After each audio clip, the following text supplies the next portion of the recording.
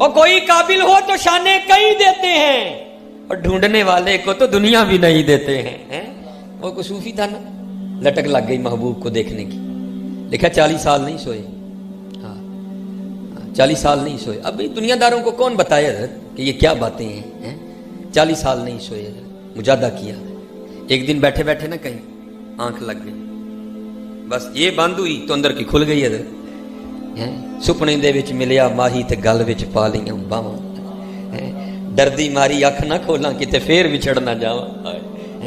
بس پھر محبوب مل گیا حضرت۔ وہ جب بیدار ہوئے، اسی لیے حضرت حکم دیا گیا یا ایھا الذین آمنوا اتقوا اللہ وکونوا مع الصادقین۔ ہاں، ان کے بغیر نہیں تم چل سکتے کوئی۔ بس غلط قیاس کر لیا، وہ کیا سوچا لے بھائی، اگر پہلے پتا ہوتا کہ سونے سے محبوب مل جاتا ہے تو میں بھی 40 سال جاگتا رہا ہے، روز سوتا اور روز محبوب کو دیکھتا۔ بس پھر کیا تھا، صوفی صاحب نے جو بستر ہے وہ بغل میں دبا لیا، نماز پڑھی، بستر بچھا کے پھر سو گئے کہ محبوب ملے گا۔ وہ کافی دن گزرے، پھر ایک دن غیب سے صدا آئی، بندیا یہ کی ہے؟ وہ پہلے سونا نہیں تھا، ہوں تو اٹھتا ہی کوئی نہیں، یہ کیا ہے؟ عرض کی اگر پہلے پتا ہوتا کہ سونے سے محبوب مل جاتا ہے تو میں بھی 40 سال جاگتا رہا۔ میں تو سوتا ہوں کہ شاید پھر سوؤں تو پھر محبوب مل جائے۔ تو آگے سے آواز آئی، بندے تجھے یہ کس نے کہہ دیا کہ محبوب سونے سے ملتے ہیں؟ سونے سے محبوب نہیں ملتے۔ ارے محبوب کا مل جانا 40 سال جاگنے کا پھل تھا، پھر دیکھنا تو پھر 40 سال جاگ اور پھر دیکھ لے۔ ہاں حضرت، ہم تو مائل با کرم ہیں، کوئی سائل ہی نہیں، راہ دکھائیں کسے کوئی راہ روے منزل ہی نہیں۔ پوچھا میمونہ میرا نام کس طرح پتہ چل گیا؟ کہا جس اللہ نے رات کو میرے بارے میں تجھے بتایا اسی نے رات کو تیرے بارے میں مجھے بھی بتا دیا۔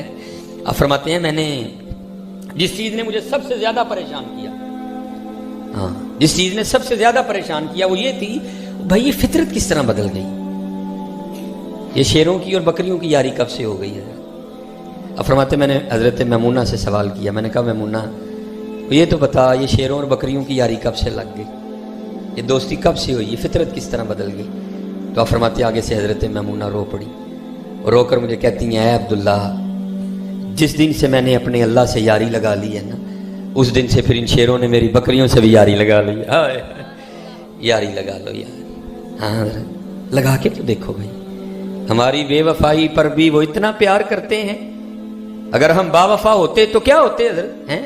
یہ آپ سلسلہ ماشاءاللہ آئے بھی ہم آج قادری گھر میں ہیں حضرت، آپ سلسلہ علیہ قادریہ شریف کا شجرہ پڑھیں نا تو حضرت مولا علی مشکل کشا رضی اللہ تعالیٰ عنہ کے بعد حضرت امام حسن بصری رضی اللہ تعالیٰ عنہ، اور ہاں حضرت جی میں آپ کو حقیقت بتا رہا ہوں واقعی مشکل کشا ہے، لیکن کو آگے بھی تو ہونا ہے۔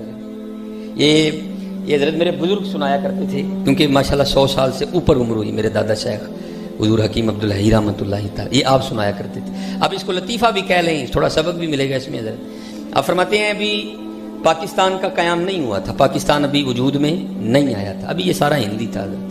اب فرماتے ہوا کیا ایک سکھ نا جنگل سے لکڑیاں کاٹ کے لا رہا تھا اور بارش برسی ہوئی تھی، راستہ کچا تھا، پانی کھڑا تھا، اس کو اندازہ نہیں ہوا کہ آگے کتنا کیچڑ ہے، اس نے کہا نہیں میں گزر جاؤں گا، لیکن کیا ہوا اس کا گڈھا کیچڑ میں پھنس گیا حضرت۔ تو پہلے تو اس نے خوب بیلوں کو پیٹا، خود زور لگایا لیکن نہیں۔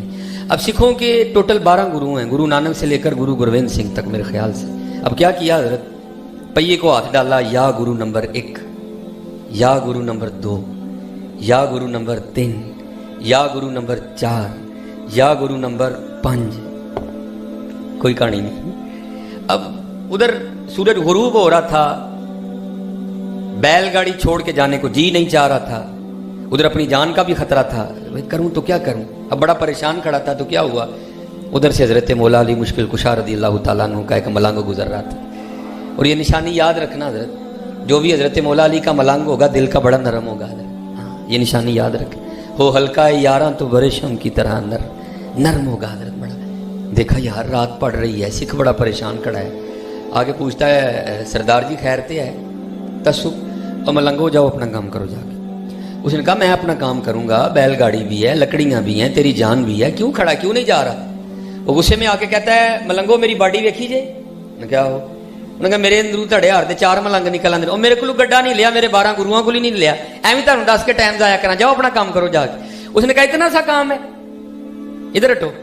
اس نے پہیے کو ہاتھ مارا، لگایا اور اپنے ایک ہی سچے گرو کو آواز دی، नाराए हैदरी, गड्ढा बाहर, गड्ढा बाहर। अब बड़ा सोच के ना, बड़ा कि अब इसको क्या जवाब दूं, बड़ा सोच के आगे से क्या कहता है, मलंगो गुरु साडे भी चंगे ने, बस जरा खोबे दे पैड़े ने। अल्लाह का शुक्र है हज़रत, साडे खोबे दे भी चंगे ने यार, कोई आए तो सही यार, साडे खोबे दे भी चंगे ने, कोई आए तो सही यार, हैं साडे खोबे दे भी चंगे ने यार, कोई आए तो सही यार। हम तो मायल बा करम हैं, कोई सायल ही नहीं, साडे खोबे दे भी चंगे ने हज़रत। हाँ, ये मैं पढ़ रहा था, हज़रत ख्वाजा निज़ामुद्दीन औलिया रहमतुल्लाहि तआला दरस हदीस दे रहे थे, तो दर्स देते देते ना आपने अपना हाथ इस तरह कर दिया।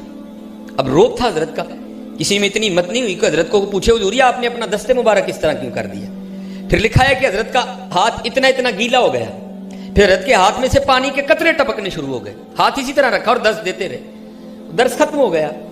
मुरीदों ने अर्ज़ की हुजूर ये आपने हाथ इस तरह कर दिया, फिर आपका बाजू गीला हो गया, फिर उसमें से पानी टपकना शुरू हो गया, ये क्या है?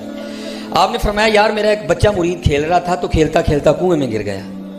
पहले उसने अपनी माँ को पुकारा, माँ तक आवाज ही नहीं गई, फिर उसने अपने बाप को पुकारा, बाप तक भी आवाज ही नहीं गई, फिर उसने अपने भाई को पुकारा, उस तक भी आवाज नहीं गई, इसलिए कोई उसकी मदद को नहीं पहुंचा। फिर उसने मुझे पुकारा था, मैं उसको निकालने गया था।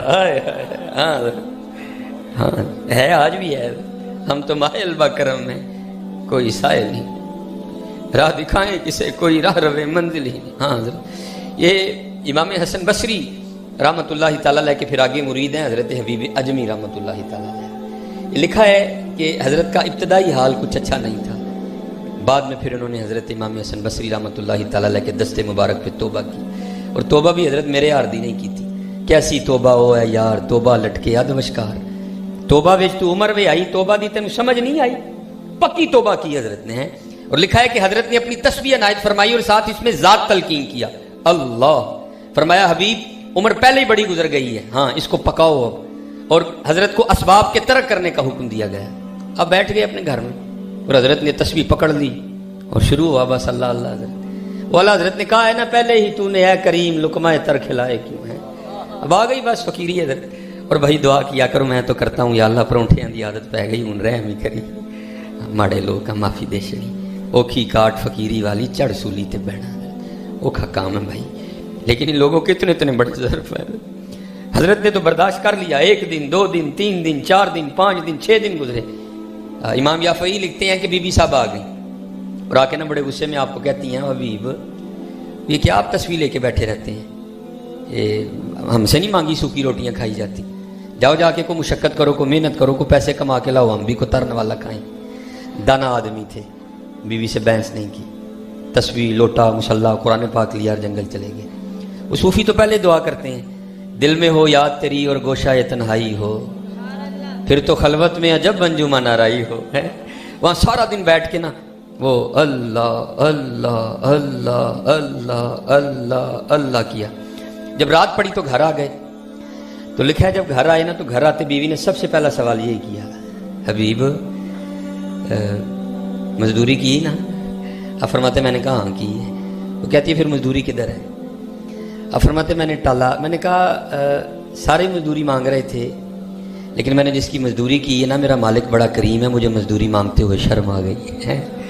बीवी आगे से कहती है अच्छा चलो कल मांगिएगा, चलो 2 दिन के पैसे आएंगे ज़रा ज़्यादा आ जाएंगे। आप फरमाते अगला दिन आया तो मैं फिर चला गया, फिर उसी तरह ढूंढ फिर वही फुर्सत के रात दिन के बैठे रहें तसव्वुर जाना किए हुए। आप फरमाते फिर सारा दिन उसी तरह गुजरा, अल्लाह अल्लाह अल्लाह अल्लाह अल्लाह। फरमाते रात पड़ी तो मैं घर आ गया। जब घर आया तो बीवी ने वही कल वाला सवाल किया, हबीब मजदूरी की ना? आप फरमाते मैंने कहा कल से ज़्यादा की है।